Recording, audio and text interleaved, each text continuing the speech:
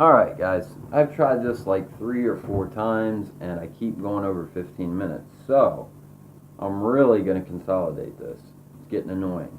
I didn't know I could talk this much. Um, Today we're talking about drug addiction. This is not a movie review. This is not a music review. This is not any entertainment stuff. This is serious stuff. Um, quicker overview of my substance abuse, my drug addiction. Let's see here. Uh, okay, real quick. When I was 14 or 15, I took some cough medicine that my mom had, and she does know about this. But I took some because I was getting a cold, congestion, stuff like that. It was called Tussinex. Basically, liquid form of hydrocodone is mixed in with, cough suppressant, um, basically Robitussin or whatever. So, anyway, I was 14 or 15 when I tried that. Took a couple tablespoons full, and I was taking it because I had a cold or whatever. And there's something on my shirt. But anyway, did that. Really enjoyed it. Knew I really liked it. Messed around with it for a little bit, but I mean, it was an innocent thing. Was heavily involved in youth group at the time, so I didn't really didn't think twice about it when I quit. I mean, I wasn't really depressed or anything like that.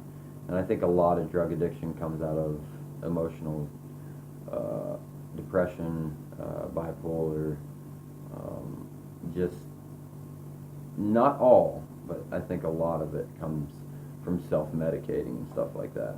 And I'll cover that in a little bit.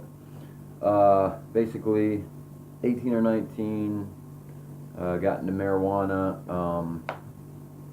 Started taking some of my dad's pills. He had he had like a knee injury that I think stemmed from Vietnam, kind of, but it got worse over the years and stuff. And I started taking his pills, and he would hide them, I'd find them. He'd hide them, I'd find them. Got confronted about it a few times. Finally, quit taking those, and then started finding stuff on the street. Tried to hide my addiction for quite some time. Wasn't real good at doing that though. Finally got into heavier drugs like Percocet, and then OxyContin was my downfall in the late 90s to early 2000s. I was in a band at that point, a Christian band, and played drums, and was showing up to practice late a lot, high at practice, high at shows, not showing up to shows till late because I had to get my fix. Um, One of my best friends got married. I remember this uh, like it was yesterday, but he got married. He was in the band. Everybody that was in the band was pretty much in the wedding, and I think I showed up. Everybody was there probably 2 or 3 hours before me. I got there just in time to be in the wedding, and I kept calling people and being like, "I'm gonna be there, I'm gonna be there," and I couldn't get my fix. I couldn't get, I remember it. I couldn't get what I was trying to get, and I kept trying to get it, and finally got it, and then got to the wedding like, I don't know, half an hour before it started. But anyway, I got kicked out of the band because they knew, and I kept telling them, I'm going to get better, and would for maybe a month or two, and then resort back to using. So anyway, basically, put it all in a nutshell, drug addiction really messed up my life. Was in rehab quite a few times. Had about 3 years clean at one point, and I want to touch on this a little bit. I really struggled with depression and bipolar, and during that 3 year span when I was clean, I learned how to deal with that spiritually a lot. With God and with devotions, and really increasing my faith, and that really helped with my depression and everything. And then, anyway, I relapsed, got back into drugs, and, um, you know, I don't want to go way into my story and all that, but the last few years have been rough, but, I'm in a good place now, like, with life. I've came to a better understanding of who I am, whether people like it or not. You know, I've had to come to terms with some things over the past couple of years that, you know, I wasn't sure about, but I'm okay with now. And, I, I love my God, and I have a lot of faith, a lot more faith than I did, and it's growing. It's definitely a process. I mean, I stay in the Word. I go to church pretty regularly, and I do devotions, and I pray every day for God to keep me clean. Or I don't pray every day for God to keep me clean. I pray that God will give me the will to stay clean. Because I know God can't keep me clean. I have to keep myself clean. But anyway, so scientific part of drug addiction, real fast. Endorphins, dopamine levels, and serotonin. When you are on drugs for a long period of time, your dopamine levels, your endorphins, your serotonin levels do not produce naturally anymore. Now that's a long period of time you're on drugs.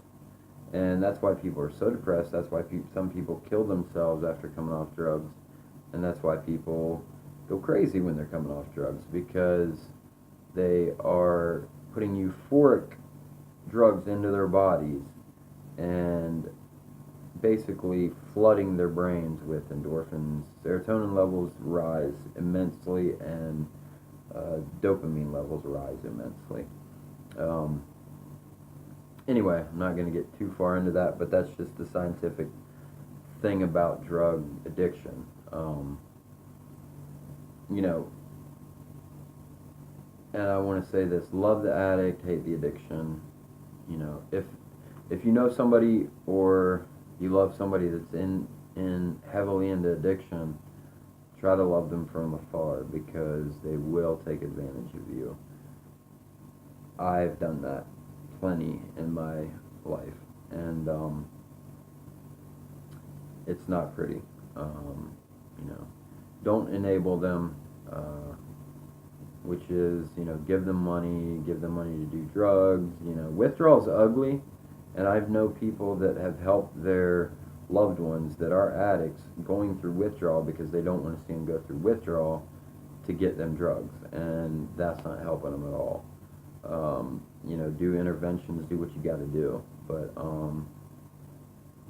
and even the interventions won't help unless the person really wants to change.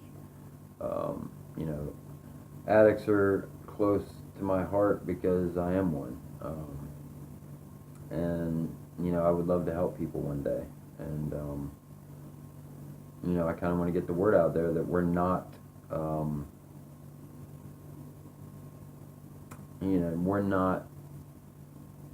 We are the people that you love, but when we are in active addiction, we are not the people you love. We are totally different. We're monsters. And really, I mean, it comes down to the animalistic level of survival when you are trying to get your next fix. And I'm just putting it bluntly, that's how it is. It's not pretty at all. So, with that being said, I want to touch on one more thing, and then I'm gonna end it. Let me see where I'm at. Sorry, on time. Okay, got to keep this stupid thing under 15 minutes. Got about 5 minutes left. Narcotics Anonymous. I was heavily involved in Narcotics Anonymous a few years ago. I don't go to meetings anymore. I'm on a different path, and I like the path I'm on. Um, I've chosen the God path, and a lot of my friends. I don't want to offend any of my friends. If it works for you, it works for you. It There's just a lot of things I don't see eye to eye with as much as I used to. Um, First of all, the alienation of themselves. I don't even think they do it, but looking at it now, it's like if you're in Narcotics Anonymous, basically you are an addict and everybody else is normies. That's what they call people who aren't addicts. They have their own lingo. The other thing that for me, it became like a religion for me, and I don't like that. I was hardcore NA. I thought nothing else would work besides NA, and I was fed a lot of that. And I'm not saying that Narcotics Anonymous brainwashes you by any means, because when you're an addict, you kind of need your brain washed, if that makes sense. But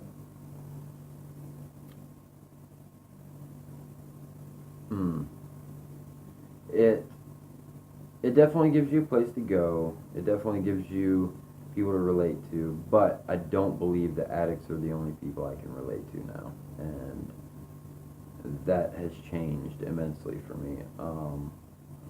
When I go to church, there's people who deal with temptations in other areas that can correlate those temptations with my temptation to drugs or alcohol.